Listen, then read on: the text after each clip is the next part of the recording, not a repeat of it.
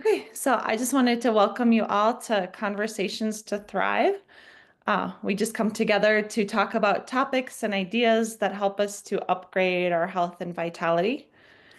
And my name is Vasi. I'm the founder of the Thrive community, where I support people in holistic and sustainable weight loss and walking a pathway of recovery from food addiction and emotional eating. And I'm really excited to welcome Dr. Abigail Seaver today. She's helped me in my own journey of healing and my family's, and she's going to be talking to us about gut health today. So, welcome, Dr. Seaver, and I'll let you take over and All share right. about yourself, and we'll Yeah, listen thank to the you. discussion. So I'm a naturopathic doctor and I have a family practice in Ridgeway. I've been here for 21 years in the um, same general family practice. And while I see children from age 2 all the way up to folks in their 90s, I would say my areas of specialty in my practice are digestive system ailments, so anything to do with the digestive system, and then also hormone balance, primarily for females, and then also for treating autoimmune conditions. And I have a little bit of a subspecialty in treating children with ADHD and autism as well. So, but I talk about the gut a lot in my practice, and it's a big focus, and it really is a big underpinning for our health in general. So it's an important topic to address no matter what. And yeah, so since this group is more focused on um, healthy weight and emotional eating, I thought I would discuss the gut as it relates to that area. And I wanted to discuss gut microbiome. I think you've probably all heard that term, and how our microbiome influences our cravings and many other things. So we'll get into that. But first, just wanted to say that I just came from an online class that I'm taking myself, called curanderismo, which is the traditional healing arts, primarily by women of Mexico, Central and South America, and very much rooted in the earth. And the idea is that we come from the earth and we return from the earth, and we essentially are made of all the elements of the earth. And I'd like to bring that into my talk about the gut microbiome because it's very, very, very relevant. So looks like we've got a couple of other people joining in. That's great. So does anyone have any idea how our gut bacteria, so the bacteria that reside primarily in the large intestine, have any influence on our desire for food or cravings for food or how we feel about food? Anyone have any ideas about that? And feel free to just unmute yourself if you have any thoughts.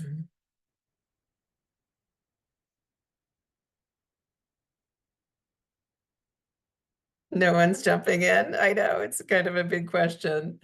So, this is just research that is relatively new. So I was looking at research from 2017 in regards to this. So it's pretty new. We're learning a lot more about how the bacteria, okay, so Paige is saying if you're lacking in certain nutrients, you'll crave different food. So that is a phenomenon, absolutely. And that is one theory as to why we might crave certain foods, but it also doesn't necessarily explain why we might crave sugar, or we might crave alcohol, or we might crave bread, or things that might not be really rich in nutrients that we're lacking. But yes, it is a phenomenon where children, for instance, who are deficient, or pregnant women who are deficient in iron, might crave soil, and they might start eating dirt, or they might start eating chalk or chewing on ice. It's called pica, and it's a phenomenon where people who are craving iron, especially in minerals, will start eating things that are rich in that mineral, even though it's not necessarily a food. But in any case, so that was a great comment. And so our gut microbiome, as I said, has been researched much more extensively in the last 10 to 15 years, and we're learning much more about it. We're learning new things every day, in fact. And as it turns out, our gut microbiome really controls us much more than one would think. And so our gut microbiome receives information from our food, and also in response will guide us to eat certain foods. And so the makeup of the microbiome is determined by many different things, and that would include our genetics, so our parents, and also whether we were born vaginally or via C-section, whether we were breastfed. All of that influences our gut microbiome, whether we've taken antibiotics or not, the foods that we eat, how high in fiber the foods are. So all of that influences the gut bacteria. And so any thoughts on gut bacteria in general and which foods might influence it specifically? I know for myself, Candida has been a part of my journey, and Candida makes me, when I have higher Candida in my body, it makes me crave sweet things. Absolutely. And when I get that Absolutely. more balanced, then I don't have as much of an issue with those cravings. That's right. Yeah. So Candida, for those who aren't familiar with that, is a type of yeast, and it does naturally occur in the gut. It's kind of in the normal mix of bacteria there, but it can become more of a dominant organism in the gut if things are imbalanced. And that imbalance is something that we call dysbiosis. And it just means that some bacteria or some yeasts or even parasites or worms have taken a larger role in the gut, and they're controlling things a little bit more. So we've learned that certain organisms in the gut can actually signal us to crave certain foods. And like Vasi was saying, an overgrowth of the yeast candida can cause us to crave sugar. And that's because that is one of the things that will feed yeast. And there are other organisms, different types of bacteria that will cause us to crave sweets or carbohydrates as well, because that is their main source of fuel. So that is an example of, how what we eat is influenced by our gut bacteria, or vice versa, what we're eating is kind of driving maybe the overgrowth or the dominance of a particular organism. Does anyone have any other thoughts or any other examples of that that you can think of?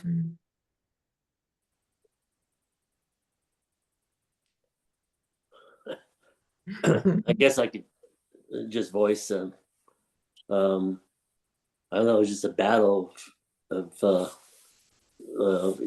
foods are not very good for you, but it seems that they're just like, that's the ones you want to go to.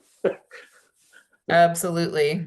Yeah, that's exactly right. So we think that there may be a reason for that, and it's not because you've been advertised this food on TV, or that it's the most predominant food in the supermarket. Those certainly are factors as well. And it's not that you are lacking willpower by any means. It's not that either. It's that your gut bacteria are sending signals, and they're basically making neurotransmitters, dopamine, serotonin, norepinephrine.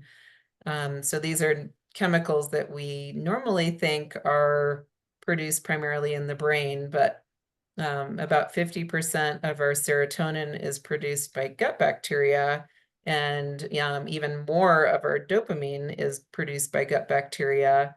And those are generally feel-good hormones or feel-good neurotransmitters, feel-good chemicals. And so when we eat something that we're craving like that our gut bacteria is telling us to eat, it will then often in turn produce more of those feel-good chemicals. So it does produce a bit of a vicious cycle where the gut bacteria is calling for you to eat more of those, crackers or whatever it might be.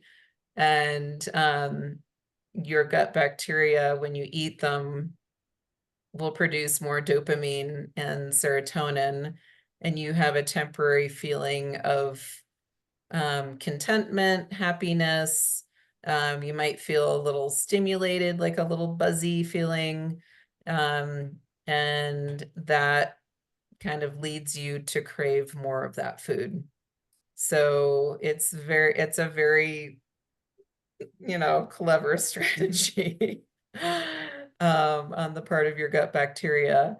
And the opposite can occur as well, where if you don't feed your gut bacteria the foods that it wants, it can make you feel off. Like it can cause dysphoria, is what it's called. And dysphoria means a feeling of depression or a feeling of anxiety or just feeling kind of down or icky.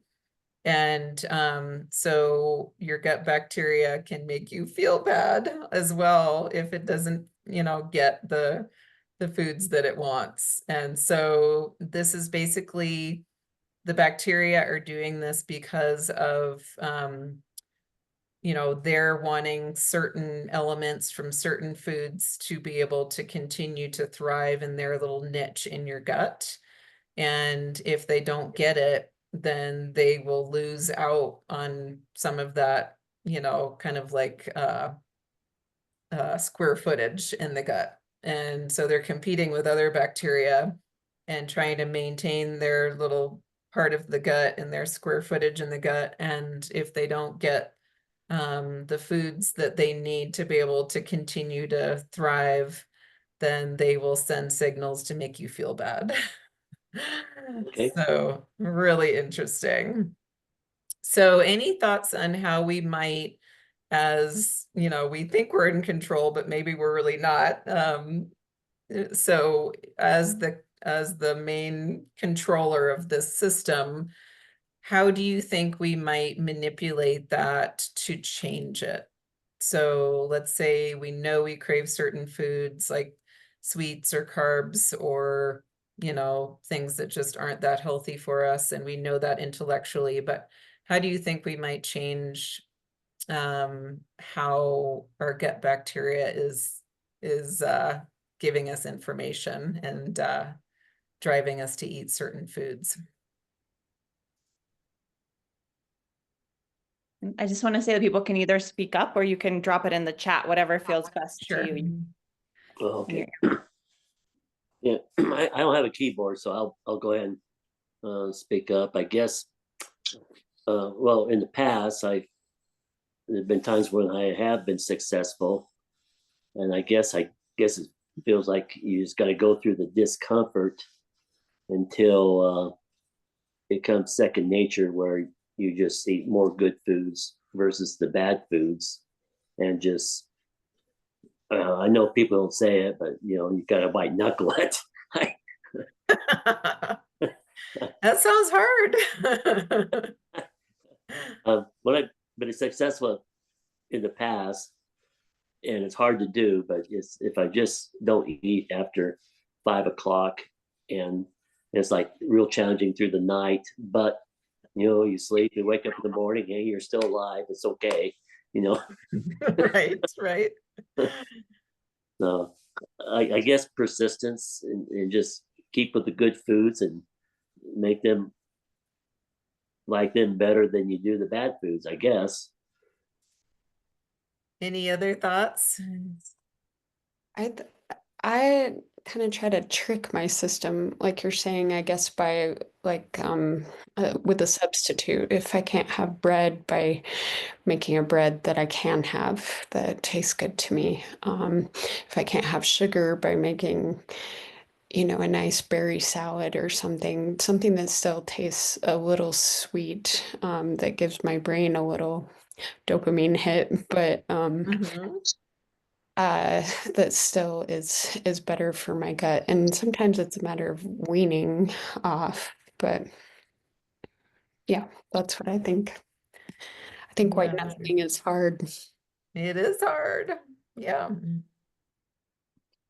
Any other input? And Paige in the chat said, look at hormones or genes. That's one possibility. Oh, And I need to scroll down here. Okay. There we go. iPhone 11 said feeding gut more fiber and maintain a better Mhm. balance with probiotics. Yeah, so that's what I wanted to talk about next was we can make changes via what we eat and what we feed the bacteria. So the strategy is basically to gradually reduce your intake of things like sugar, the things that you're craving, because sometimes just doing a complete cold turkey off of sugar can make you feel worse initially. And so gradually reducing your intake of we're just going to use sugar as an example. And then feeding the bacteria the things that it needs to be able to make what are called short chain fatty acids. So short chain fatty acids are compounds that are made in the gut by the fermentation of specific types of fibers. And this all happens in the large intestine. And we want a lot of short chain fatty acids to be produced, and we want a variety of them. But there's one in particular that's pretty well known and well studied called butyrate, that high levels of butyrate can have a positive impact on inflammatory levels throughout the body. It can have a positive impact on mood. It can have a positive impact on immune health. So we want to make sure that we're making a lot of these short chain fatty acids to, you know, balance things out and have a more positive effect on the entire system. And the way that we make more short chain fatty acids is to provide those specific types of fibers that are fermented by gut bacteria.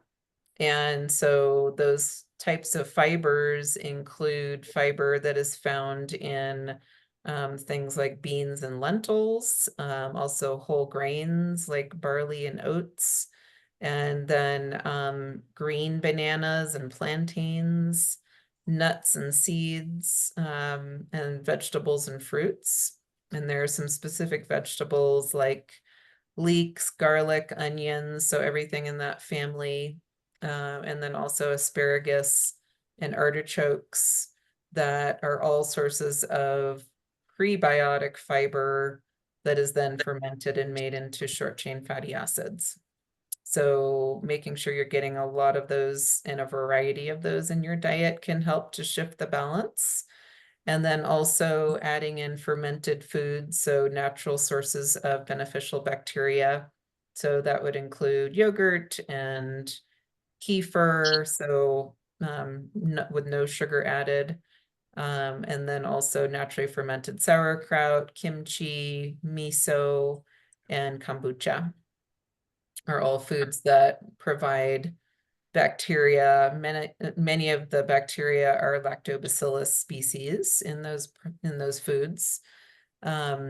And not every lactobacillus species is necessarily beneficial, but many of them are. And that's one of the main types of beneficial bacteria in our gut. So the fermented foods are fantastic. And then those specific types of fibers can help to shift the balance to encourage the growth and health and happiness of the microbes that are not craving the sugar and the white bread and things like that. So go ahead. It sounded like someone had something to say about that. maybe not. I'm just looking at the chat. So will eating something sour cut the craving? Oftentimes it does. So eating something sour or bitter can cut your craving for sugar. And why do I crave sugar after eating garlic and onions? That is an interesting question.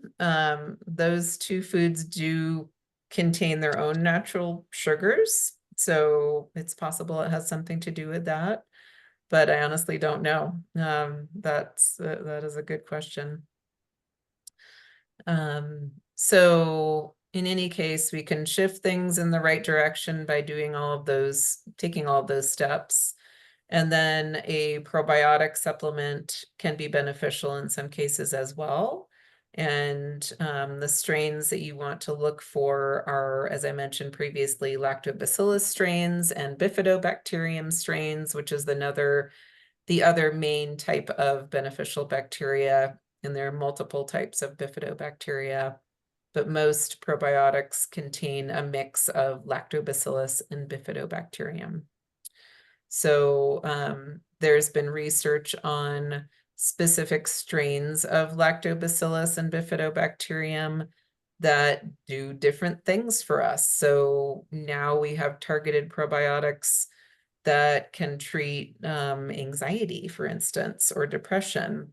And we have probiotics that can treat inflammation. And we can get much more specific about that. But probiotics as a dietary supplement can be used in a really targeted way if there are specific symptoms that we're aiming to address, or if we just know that things are way off in our system and that we've been eating poorly for a while or have really strong cravings for foods that are not that healthy for us, then we can use probiotics in addition to the higher fiber foods and the fermented foods. So any questions about any of that?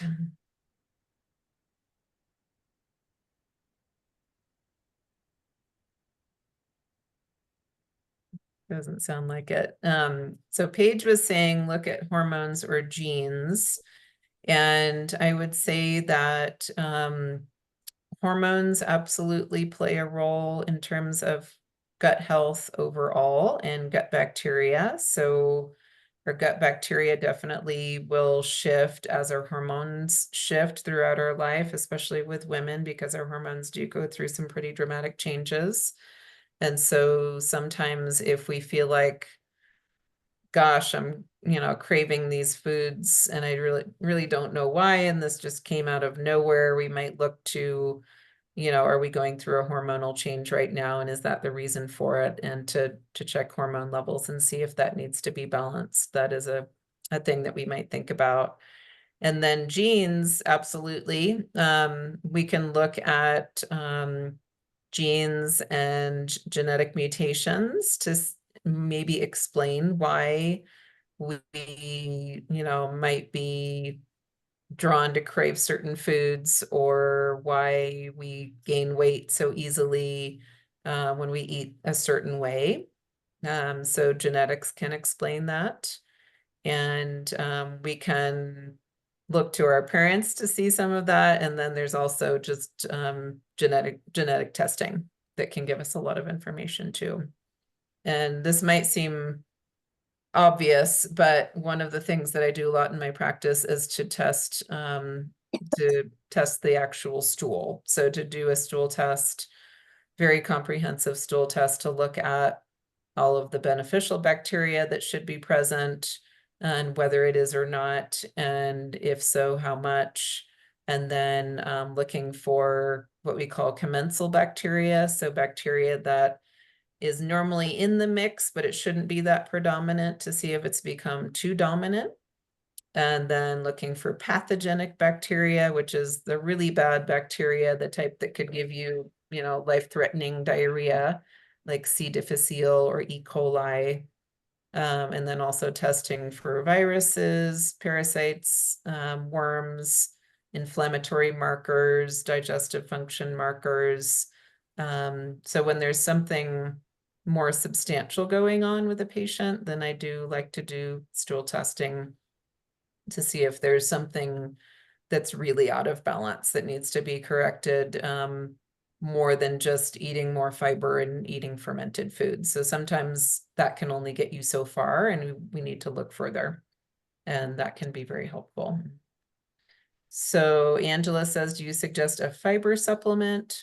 I would say that I love to have people get most of their fiber from food if possible. And if it's not possible, then I like to have people add in seeds that are high in fiber, like chia seeds, flax seeds, and hemp seeds, because those not only have fiber, but they also have beneficial fats.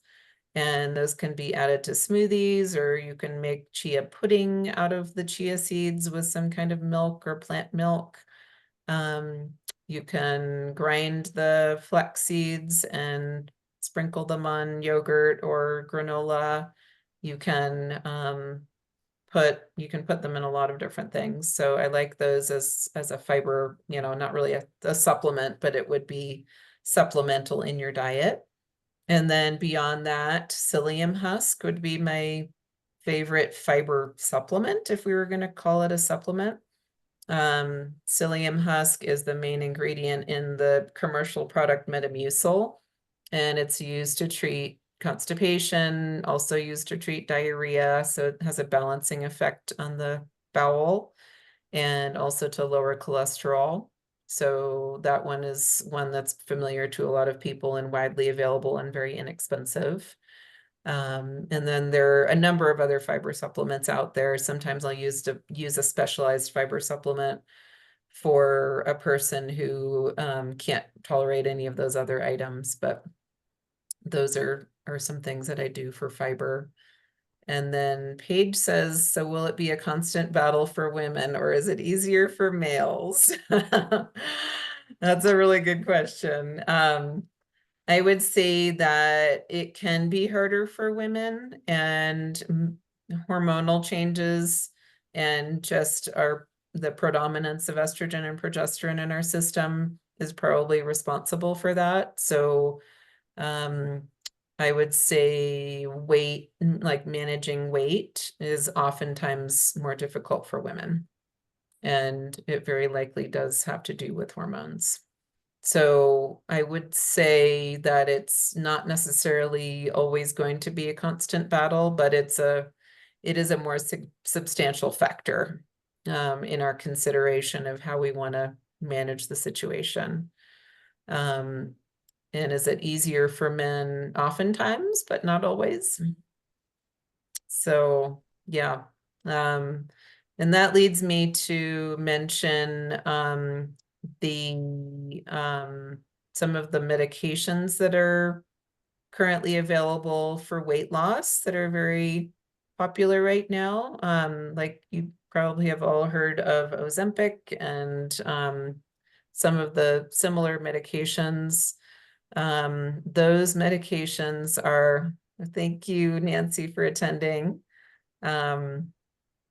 So those medications actually are a peptide, which is a part of a protein, and it is naturally occurring in the body called GLP-1. And those peptides can actually be naturally upregulated, or we can make more of them naturally by getting our gut bacteria in balance. So that's some of the newest research that's happening, is that by using the right types of fiber and the beneficial bacteria, the fermented foods, the probiotics, we can actually make more of our own GLP-1, which is pretty neat.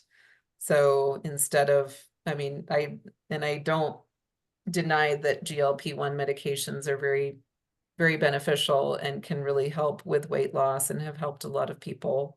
But it is interesting to know that we can make more of our own GLP-1 by getting our gut bacteria in better balance. So It's really fascinating. I wanted to bring up intermittent fasting, because I think that's another way that you can actually create your own, it is. more of those It is. peptides. Yes. Is that what you called them? Yes, peptides. Yeah, Mhm. absolutely. So intermittent fasting can also increase your production of GLP-1.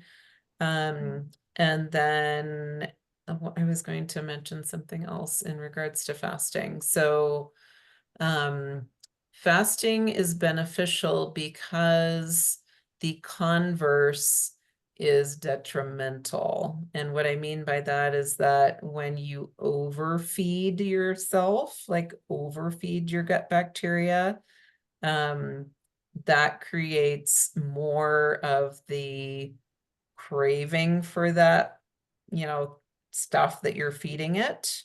And it creates an overgrowth of the bacteria that feed on that and that need it. And that larger pool of that bacteria then is sending signals to you to eat more of that food.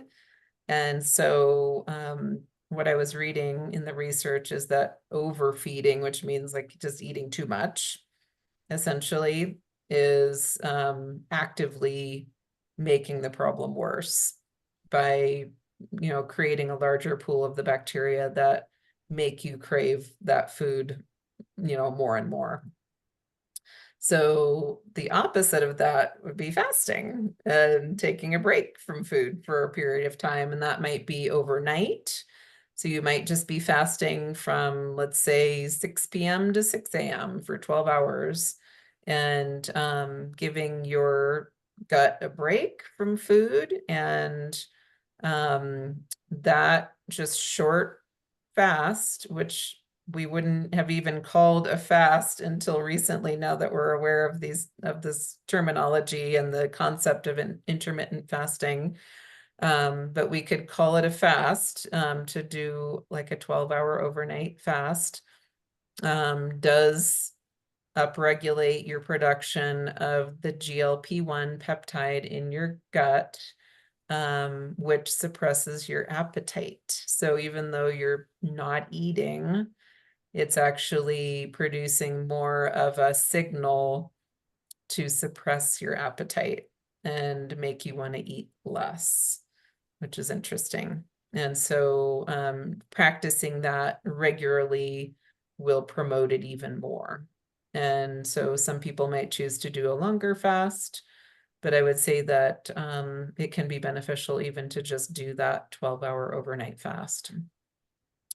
Intermittent fasting oftentimes extends it longer. So you might be fasting from, let's say, 7 p.m. at night to 11 a.m. in the morning. And that can enhance the benefits further to fast longer. Not everyone really can do that. Some people don't tolerate it very well, but many do. And many people find that they feel quite good with it. And they find that rather than being just absolutely starving after that period of time, because they haven't eaten in a while, they actually find that their appetite overall is lower. And it very likely is because we're producing more of the peptides, which are like kind of like signaling hormones, to suppress our appetite. And there are also other benefits, including balancing blood sugar, having more regulated blood sugar, reduced inflammation, better insulin sensitivity. So sensitivity to the effect of insulin on our cells to be able to carry glucose into the cells when we need it for fuel, and many, many other benefits. So thank you for bringing up intermittent fasting. Any other questions, comments?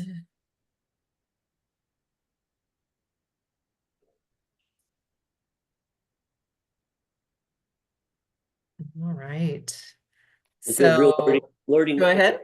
learning experience for me. I'm just like taking in all the terminology and it all makes very much sense. So thank you. Yeah, you're welcome. Any terminology that didn't make sense or that anyone would like me to explain further? I may have been using a little more technical jargon than I should have. If you can review probiotics. Sure. So yeah, so probiotics are beneficial bacteria normally found in the colon, and we've identified certain strains that we know are pretty predominant in the human colon that are beneficial. And so you can buy those as a dietary supplement in a pill or a powder. Okay. And then also naturally found in the fermented foods I mentioned, like the yogurt and naturally fermented sauerkraut and things like that. Well, okay.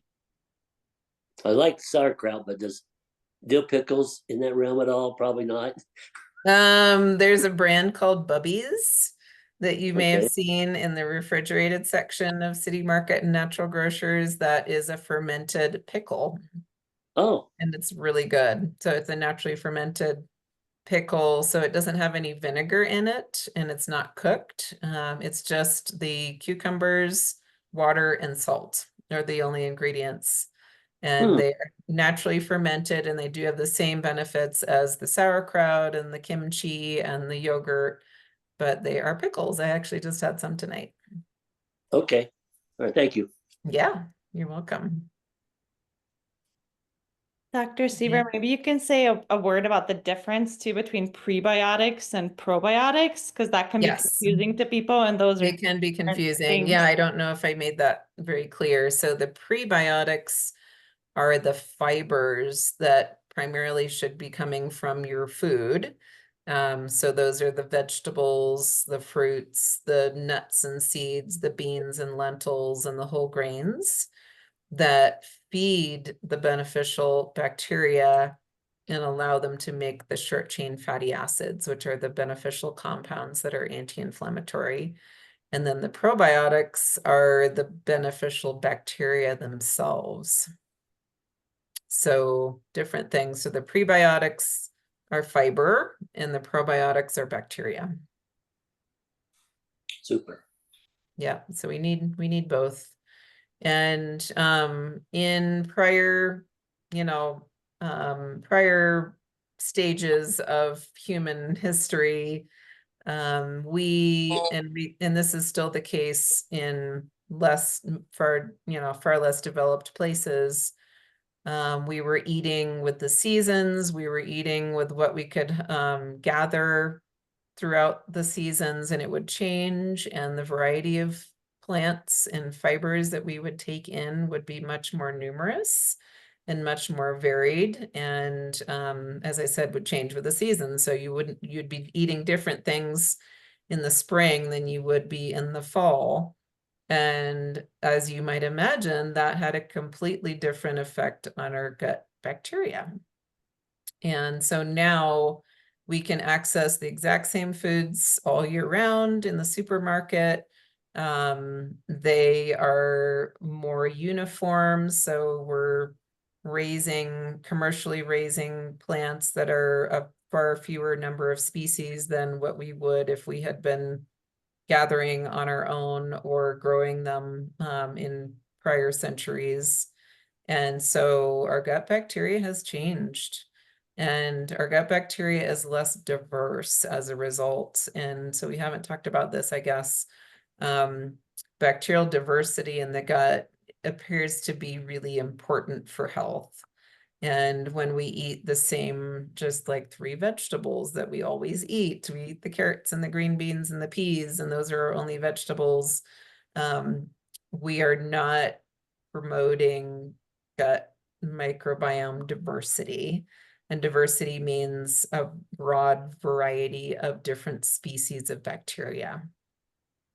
Because those different bacteria may be gaining nutrients from different plants. And when our plant intake is really minimal, or the variety of plants that we take in is very, very small, then it's really hard to promote that gut microbiome diversity.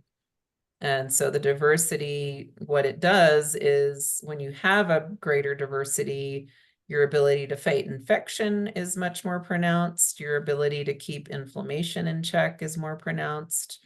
Your ability to metabolize your hormones appropriately is much more pronounced. And so one way to promote diversity is to get a variety of different types of fibers from lots of different foods. So if you, let's say you never buy asparagus, you might want to go out and buy asparagus and give it a try. Or if you never buy leeks, you might want to go out and buy some leeks, or go to your farmer's market and see what's fresh that week, and buy what's in season. I know in Colorado we have a limited season for farmer's market, but that is a way to know what truly is in season, and to try to eat what is in season rather than buying your same old selection of things that you always buy. So gut microbiome diversity is very important for health, and we have really diminished that over time in our modern era of just the way that we raise food commercially now.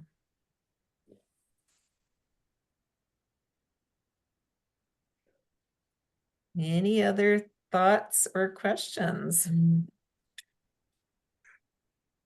That's a really good point, and I'm really glad you brought up the diversity. Yeah, I've read that. I follow Dr. Mindy Peltz. She talks about intermittent fasting a lot, and she talks about trying to get at least 200 different kinds of foods into your diet every month, but you can count like spices. So you can count turmeric or cinnamon, and obviously any plant, or like oregano or mint. So every plant that you have, every meat, grain. But yeah, I like that. Yeah, I like that concept of trying to aim for 200 different items per month. And you absolutely can include herbs and spices. And fresh herbs are fantastic. Like, you can always buy fresh parsley and cilantro at the store.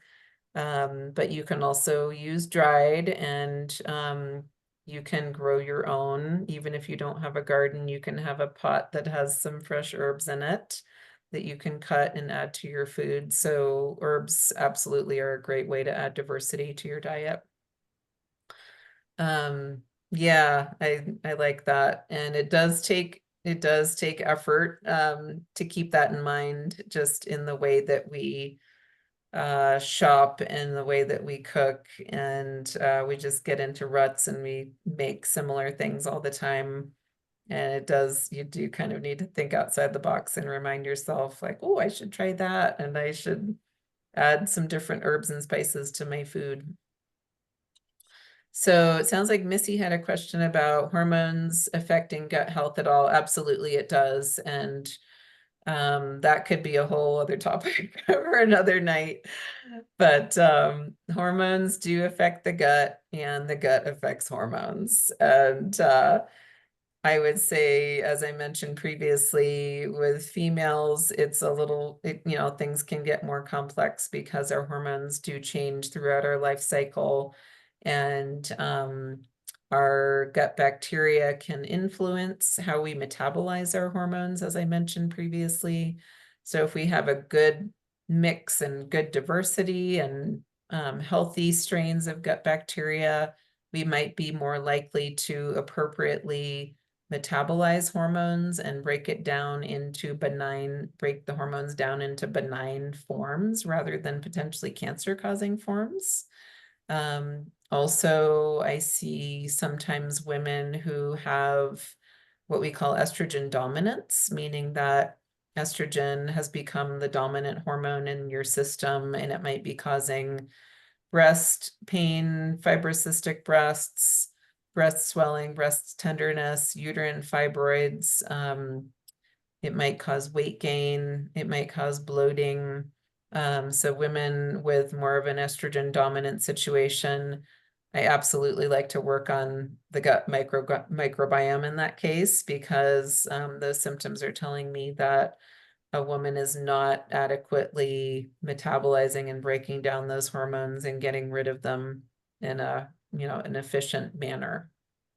So yes, absolutely. And then I haven't looked at this research, but my understanding is that women's gut microbiome is different from men's because of our hormonal makeup. And as we go through pregnancy and nursing, our gut microbiome absolutely changes. So you've probably heard that women crave certain foods in pregnancy, and our gut microbiome is in part responsible for that.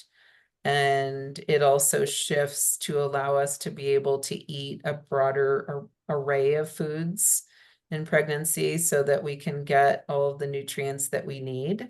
So if we normally, let's say, don't tolerate dairy products in our normal life, when we're pregnant, sometimes we can tolerate dairy products because our gut bacteria allow us to do that, to be able to get all the nutrients that the baby needs.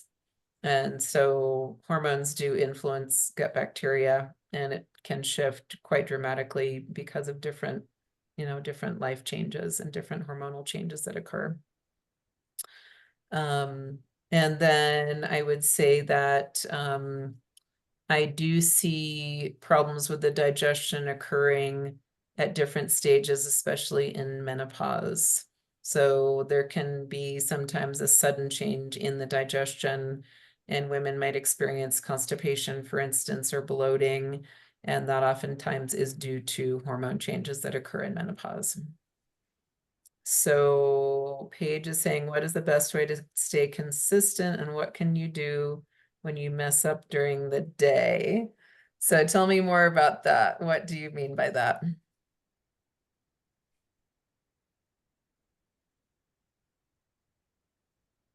If you want to unmute yourself, you can.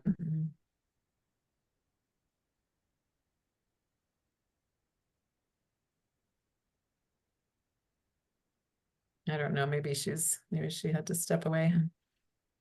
Okay, there you go.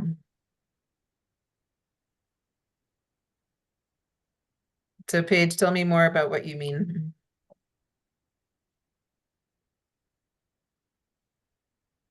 Okay, maybe not. Maybe she's not there. So to stay go ahead. Okay. I'm guessing what she means is to stay consistent with making healthy food choices. And Paige, if you're there, please correct me if I'm wrong. You can text or Is go it ahead. working now? Yes, it's working. Yes, we can hear you Okay, now. good. Sorry, the button wasn't working. I was just saying I get worried about it's like you do so good for so long, and then if you accidentally eat some sugar or something you're not supposed to, it almost like resets the progress you've made. I guess, Yeah. and it's just I feel like it adds to the stress, which is obviously not great for the gut. Yeah, absolutely. So I would say that it does not completely ruin all the good progress that you've made by any means with all the healthy, choices that you were making. And you just go to the next meal and make healthier choices, and you eat your yogurt and you drink your kombucha and you take your probiotics, and you plan your next day to be healthier. So it doesn't completely throw you off by any means. And if you find that you're getting into a cycle where you're not making healthy choices over and over again, then it can be time to get some help. So call me or call your, favorite nutritionist or naturopathic doctor or person that helps you with that.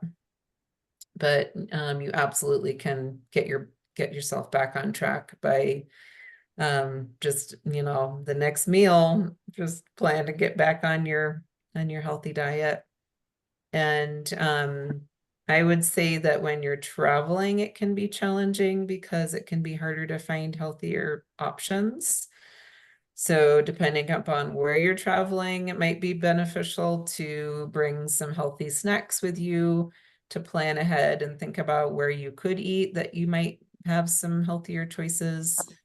But that's where I say that many of us, including myself, would get really derailed would be while traveling.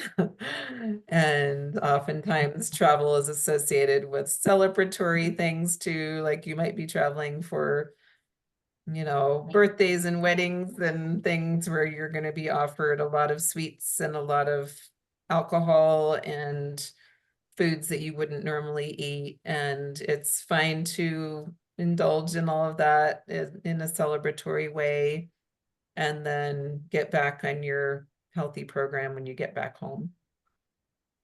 And you can keep taking your probiotics while you're traveling. If you want to keep your intermittent fasting practice in place while you're traveling, that can be a really good way to keep things more in check where, okay, I might have some things that are not that great for me, but it's only going to be within this time window. And that can help you to feel more in control. So some people will maintain that no matter where they are. And then it sounds like. Can I just say something too, Dr. Yeah.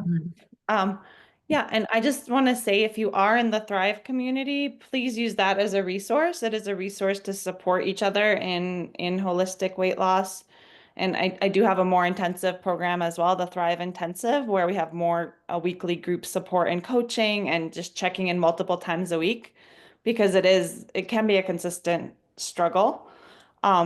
And I want to say meditation or visualization is something that has really helped me doing that in the morning and in the evening and really checking in with what my health goals are at those times, at least morning and evening, and throughout the day is good too, but those are the times that I'm able to set aside for that.